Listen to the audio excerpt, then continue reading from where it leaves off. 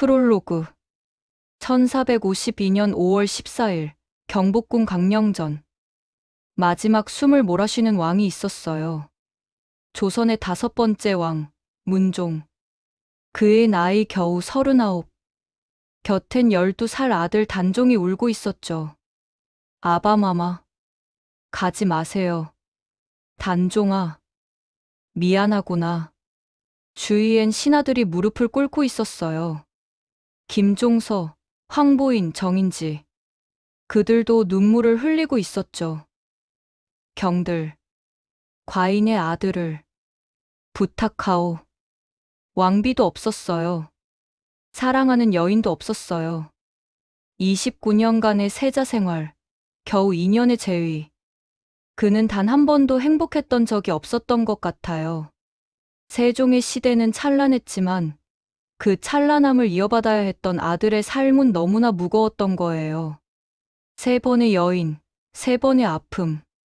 첫 번째 아내는 비수를 썼다는 이유로 쫓겨났고, 2번째 아내는 궁녀와의 부적절한 관계로 패출됐어요. 3번째 아내는 아들을 낳자마자 죽었죠. 나는 아버지의 세상을 따르려 했는데, 아버지의 방식으론 행복할 수 없었어. 문종의 손이 단종의 손에서 스르르 풀렸어요. 조선의 5번째 왕은 그렇게 세상을 떠났어요. 오늘은 그 남자의 이야기를 들려드릴게요. 성군의 아들로 태어나 성군이 되려 했지만 끝내 행복하지 못했던 한 남자의 이야기를요. 일부 첫 번째 여인, 휘빈 김씨. 1427년 4월 26일. 경복궁은 축제 분위기였어요. 새벽부터 궁녀들이 분주하게 움직였고 근정전 앞마당엔 붉은 비단이 깔렸죠. 문무백관이 조복을 갖춰 입고 모여들었어요. 조선 건국 36년 만에 처음 있는 일이었거든요. 적장자 세자의 혼례였던 거예요. 세종대왕이 직접 예복을 입고 근정전 옥좌에 앉았어요. 그날은 맏아들 세자 문종의 혼례식이었죠. 세종에게 적장자의 혼례란 왕조의 미래가 걸린 중대한 사건이었어요. 태조 이성계는 5째 아들에게, 태종은 3째 아들에게 왕위를 물려줬어요. 적장자 계승이 한 번도 없었던 거죠. 하지만 이제는 달랐어요. 세종의 맏아들 문종이 정통으로 왕위를 이을 예정이었죠. 그래서 세종은 무려 3년 동안 며느리감을 고르고 또 골랐어요. 그렇게 선택된 여인이 정상품 상호군 김호문의 딸 휘빈 김씨였죠. 혼례식은 성대했어요. 14살의 세자 문종과 15살의 휘빈 김씨가 근정전 앞에서 절을 올렸어요. 드디어 왕실의 기틀이 바로 섰구나. 하지만 세종이 몰랐던 게 있었어요. 결혼 생활이 시작부터 불행했다는 걸요. 문종은 아내에게 관심이 없었어요. 혼례를 치른 첫날 밤, 형식적인 인사만 나누고 자신의 처소로 돌아가 버렸죠. 휘빈 김씨는 혼자 신방에 남겨졌어요. 더 안타까운 건 문종의 나이였어요. 겨우 14살.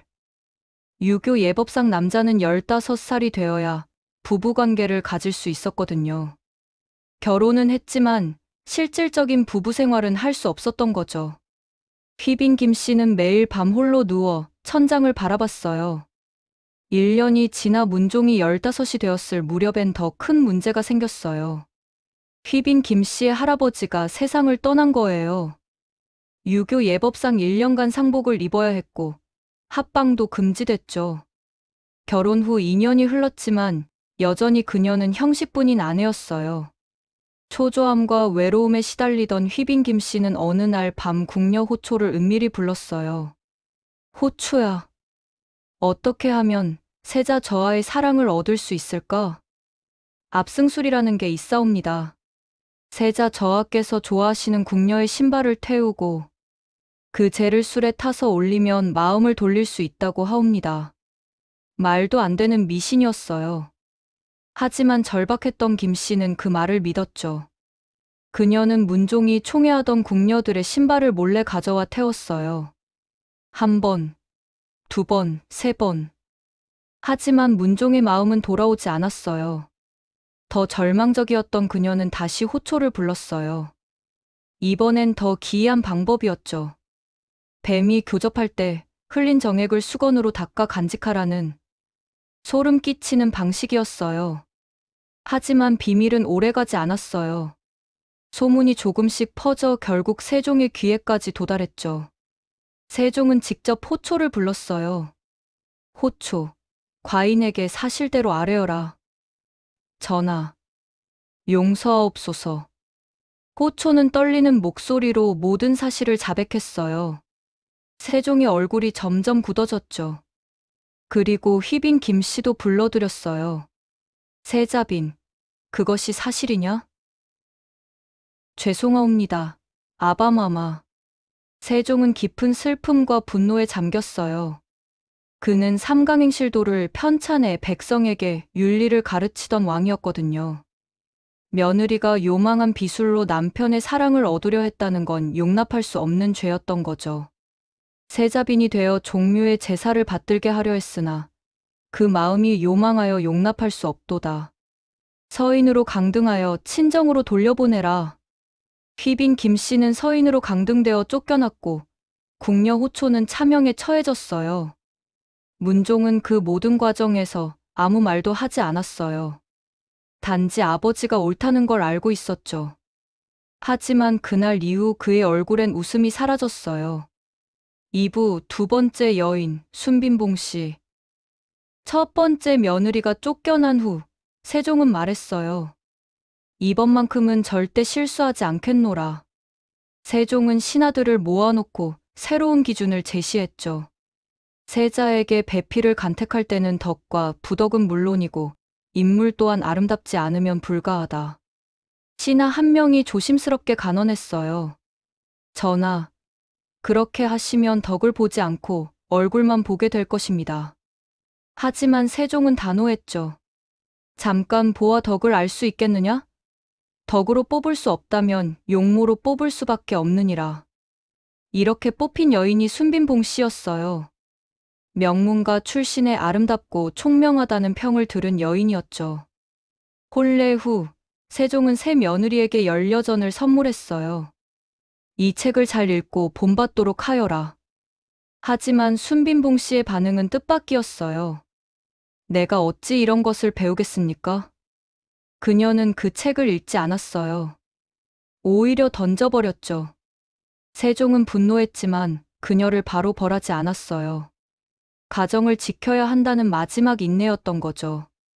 하지만 시간이 갈수록 그녀의 행동은 점점 이상해졌어요. 세종실록에는 이렇게 기록되어 있어요. 항상 방 안에 술을 준비해 두고 큰 그릇으로 연거푸 마시며 몹시 취하기를 즐겼다. 그녀는 방마다 술을 숨겨뒀어요. 하루 종일 취해 있었고 술에 취해 궁녀들을 함부로 대했죠. 질투에 사로잡혀 그들을 때리기도 했어요. 어떤 궁녀는 맞아 죽을 뻔할 정도였어요. 세종의 귀에 이런 소식이 들어갔을 때조차 그는 참았어요. 손자를 보기 전까진 어떤 일도 견뎌야 하느니라. 하지만 세자가 16세가 되었을 무렵에도 후사가 없었어요. 세종은 결국 세자에게 소실 3명을 들였고 그중 권씨가 임신했죠. 드디어 왕실의 대가 끊기지 않겠구나. 하지만 이 소식은 순빈봉 씨에게는 폭탄이었어요. 그 여자가 아들을 낳으면 나는 버려질 것이다. 분노와 불안은 그녀를 더욱 광기로 몰았어요. 그러던 어느 날 세자 문종이 청소 중인 궁녀 소상을 발견했어요. 그녀의 얼굴이 창백하고 몸이 떨리고 있었죠. 소상, 너 괜찮으냐? 저아, 아무것도 아니옵니다. 너 혹시 빈과 함께 자느냐? 소상은 그 질문에 얼굴이 하얗게 질렸어요. 믿을 수 없는 소문이 사실이었던 거예요. 순빈봉 씨가 궁녀 소상과 부정한 관계를 맺고 있다는 거였죠. 기록에 따르면 순빈봉 씨는 소상을 자신의 침소로 자주 불러 다른 궁녀들은 들이지 못하게 하고 강제로 함께 눕게 했어요. 소상이 거부하자 옷을 벗기고 억지로 눕혔던 거예요. 너는 나를 사랑하지 않는구나. 소상은 두려움에 떨며 다른 궁녀들에게 고백했죠. 나는 너무 무섭습니다. 빈마마가 무섭습니다. 결국 이 일이 세종에게 보고됐어요. 1436년 문종이 재혼한 지 7년 만에 세종은 결단을 내렸죠. 부정한 행실을 감싸느니 차라리 며느리를 2번 내쫓는 편이 낫겠다. 순빈봉 씨는 폐출됐어요. 2번째 세자빈이 쫓겨난 거였죠. 전에 김 씨를 또 봉 씨를 폐하니 이는 나와 세자가 집안을 올바로 거느리지 못한 탓이다. 세종은 며느리의 불륜을 숨기지 않았어요. 도덕을 세우는 왕으로서 왕실의 타락을 가릴 수 없었던 거죠. 문종은 다시 홀로 남았어요. 3부 세 번째 여인, 권씨. 2번의 폐출. 모두 세종의 선택이었고 모두 세종의 실망으로 끝났어요. 왕조의 안정을 위해 쿠사가 절실했던 세종은 다시 세자빈을 찾았어요. 이번엔 점까지 쳤죠. 하지만 마음에 드는 이는 없었어요. 그러자 대신들이 조심스럽게 아뢰었어요. 전하, 밖에서 새로 찾기보다 이미 세자 곁에 있는 소실들 중에서 적임자를 뽑는 것이 어떻겠습니까? 세종은 잠시 망설였지만 결국 고개를 끄덕였어요. 당시 세자의 소실 중에는 권씨와 홍씨가 있었죠. 문종은 홍씨를 더 아꼈지만 세종의 생각은 달랐어요. 세자의 뜻은 홍씨를 높이지만 내 뜻은 권씨가 적당하다. 권씨는 이미 딸을 낳지 않았느냐. 쿠사를 이어갈 가능성이 높은 여인이다. 세종의 이유는 단 하나, 출산 경험이었어요. 손자를 보고 싶소. 결국 권씨는 세자의 3번째 부인으로 간택됐어요. 5년이 흘렀어요. 드디어 기적이 일어났죠. 전하, 세자 빈마마께서 임신하셨사옵니다. 세종은 환호했어요. 매일 권씨의 처소에 소식을 물었고 최고의 의원과 음식을 준비하게 했죠. 1441년 7월 권씨가 진통을 시작했어요. 세종은 밤새 밖에서 기다렸고 드디어 아기의 울음소리가 들렸어요. 응애, 응애. 축하하옵니다. 원손이십니다. 그 아이가 훗날 조선의 6번째 왕이 되는 단종이었어요. 이제 다 이루었다. 조선의 대가 이어졌구나. 세종은 직접 아기를 안아보며 눈물을 흘렸어요. 문종도 처음으로 진짜 아버지가 된 기분을 느꼈죠. 하지만 권씨는 대답하지 않았어요. 그녀는 침상에 누워 있었는데 얼굴이 창백했죠. 출산으로 너무 많은 피를 흘린 거예요. 의원들이 급히 처치를 했지만 상태가 계속 악화됐어요. 다음 날 새벽 충격적인 소식이 전해졌어요. 전하, 세자 빈마마께서 산후병으로 승하하셨습니다. 세종은 주저앉았고 문종은 믿을 수 없다는 표정으로 권씨의 처소로 달려갔어요. 권씨는 침상에 누워 있었어요. 이미 숨이 끊어진 상태였죠. 권씨. 문종은 절망했어요. 3번의 혼인, 2번은 강제 이혼, 마지막은 사별이었던 거예요. 그는 갓 태어난 아들을 안아봤어요. 단종아, 미안하구나. 내 어미를 지켜주지 못했구나. 문종은 그날 이후 다시는 아내를 맞이하지 않았어요. 곁에 남은 건 어린 아들 하나뿐이었죠. 사부 왕이 되었지만 1450년 2월 세종대왕이 세상을 떠났어요. 문종, 조선을 부탁한다. 문종은 아버지의 손을 꼭 잡고 있었어요. 존경하고 사랑했지만 동시에 자신을 짓눌렀던 아버지. 세종은 숨을 거두었고 문종은 마침내 왕위에 올랐어요. 그의 나이 36. 조선 최초의 적장자 왕이었죠. 하지만 그때 그의 몸은 이미 병들어 있었어요. 29년간의 세자 생활, 특히 7년 반의 대리청정은 문종을 완전히 소진시켰던 거예요. 왕위에 오른 문종은 쉬지 않고 일했어요. 재위 1년 만에 김종서와 정인지 등이 편찬하던 고려사를 완성시켰어요. 이듬해엔 고려사 저료도 완성했죠. 군사 부문에서도 12사 체제를 5사 체제로 개편했고 동국병감이라는 병법서도 편찬했어요. 신기전을 100발로 증가시켰고 치국이 아이디어도 냈죠. 과인은 아무리 낮은 벼슬아치라도 옳은 말이 있으면 듣고자 하노라. 육품 이상까지 윤대를 허락해서 하급 관리들의 말까지 경청했어요. 이런 열린 정책 덕분에 조선의 정치는 더욱 성숙해질 수 있었죠. 하지만 문종의 개인적 삶은 여전히 불행했어요. 왕비도 없고 곁엔 어린 단종만 있었죠. 그는 조선 역사상 유일하게 왕비 없이 즉위한 왕이었어요. 더 큰 문제는 동생들이었어요. 수양대군, 안평대군. 문종은 그들이 충직하다고 믿었어요.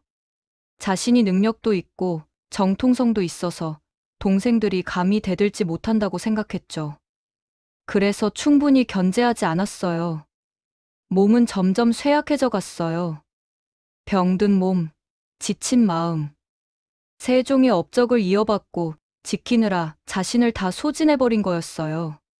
1452년 5월 14일. 문종은 어린 단종을 불렀어요. 단종아, 너만은 나처럼 외롭지 않았으면 좋겠구나. 숙부들을 믿고 김종서 대감을 믿어라. 아바마마.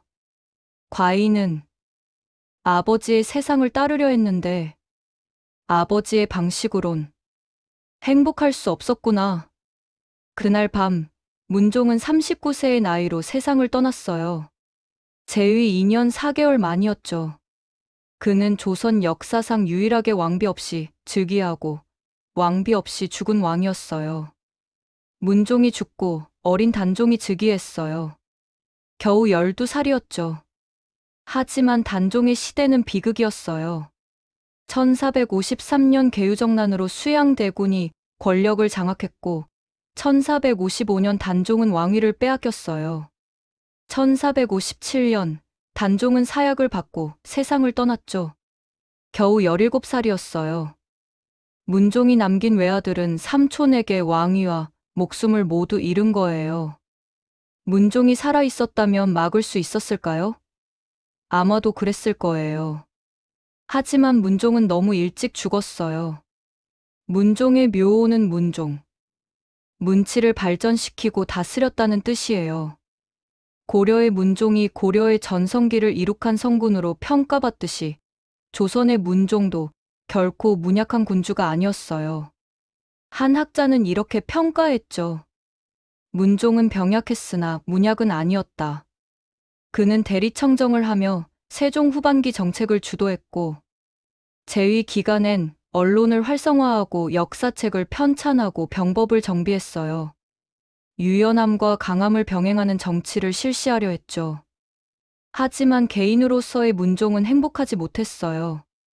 나는 아버지의 세상을 따르려 했는데 아버지의 방식으론 행복할 수 없었어.